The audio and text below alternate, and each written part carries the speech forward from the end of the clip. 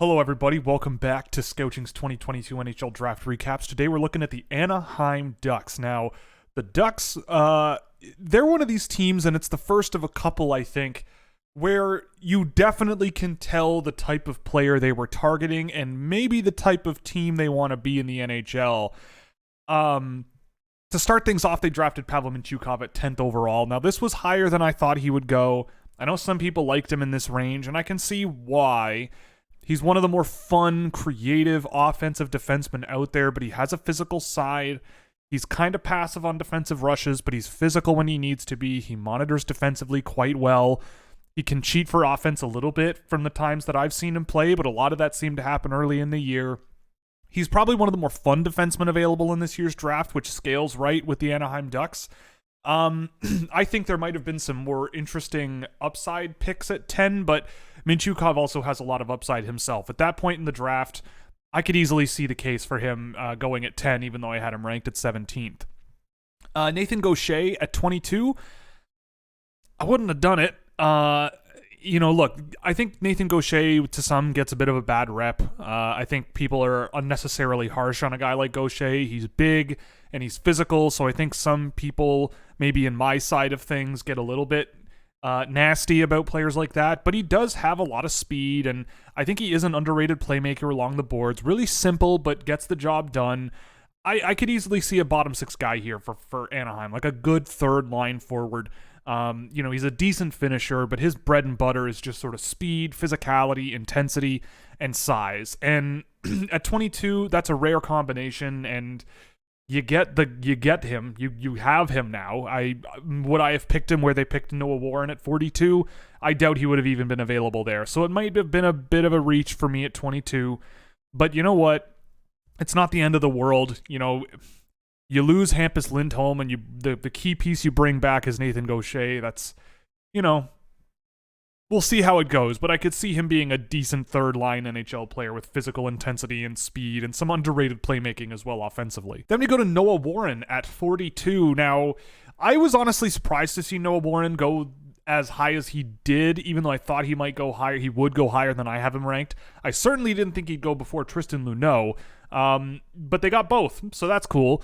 Noah Warren is pretty much all defense, but he's a pretty good skater for a guy his size. His puck control and puck management and skill level is not great, but I think there's a lot to like with Warren, especially as maybe a bottom pair minutes eating guy.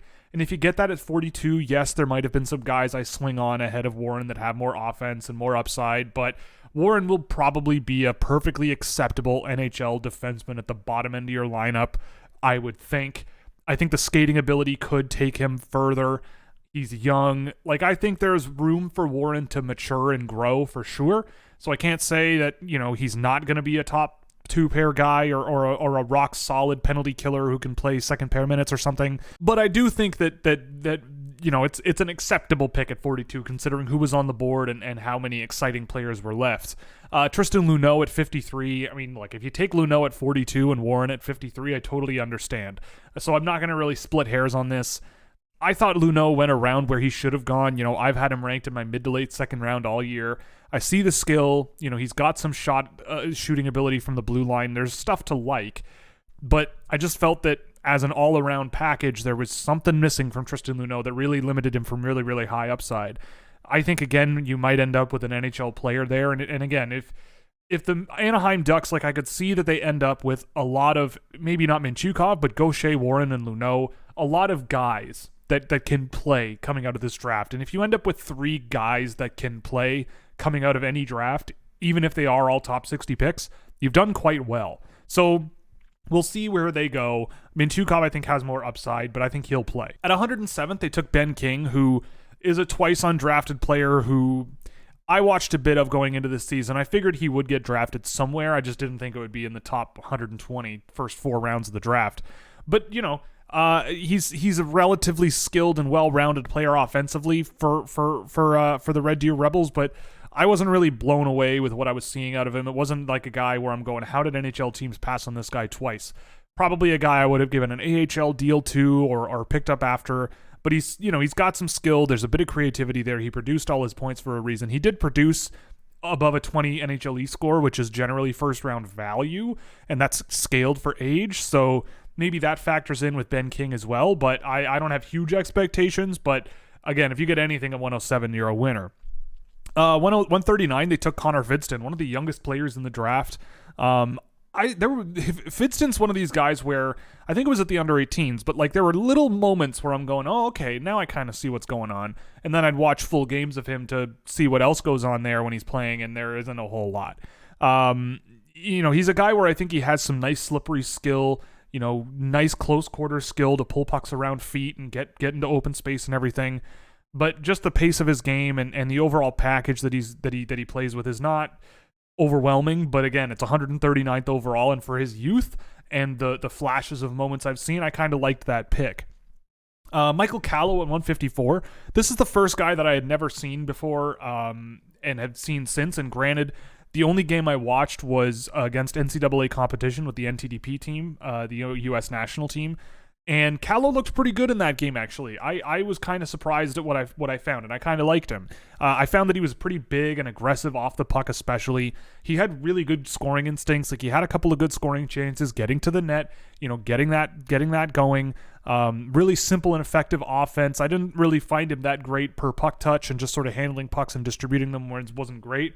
But he was a good skater, sort of found space really well, got around the ice really well for a big guy, and he can finish. I think there's, maybe a supplementary role for him down the road, and he's another one of these big, physical, guys that might be able to play one day. And if you stash him in college, it seems to me that he's going to be going straight to Harvard this year. And you know what? I think the Ivy League is a good level for him. Prep school guy. You may want a USHL season in between, but I think he should be okay in the Ivy League as a big physical guy who can sort of get the job done. And we'll see where he is in a few years. And then they took Vyacheslav Buteyets, who is a goaltender playing in Russia. He put up really good numbers, but I don't know. It's like the 178th overall draft pick. He's a big goalie playing in Russia. He's 2002 born. His MHL team wasn't great, and he didn't stop a tremendous amount of pucks with them, but he was better in the VHL. So look, if you get anything at 178, great. And if it's a goaltender, that's even better. So we'll see what happens with Buteyets. I didn't have anything positive or negative to say about him after watching a bit of him, but I also fully admit that I don't quite know exactly what I'm doing with goaltending, especially evaluating it at this level. So I think overall, the Anaheim Ducks did decently well. I don't think they blew the doors off of the draft, considering the kind of capital they had and the type of players they've drafted. So I'm giving them a 2C, which I would say is about average. like somewhere down the middle of my rating board. I think Chukov has a lot of upside. I don't really know where Warren and Luneau end up. Look, the thing I have said about Warren is, you go back through the last 10 or 15 years of QMJHL defenders that have been drafted. The ones that don't score, I don't think have ever worked out. The only one I can see was a re-entry, and that was Mackenzie Weegar.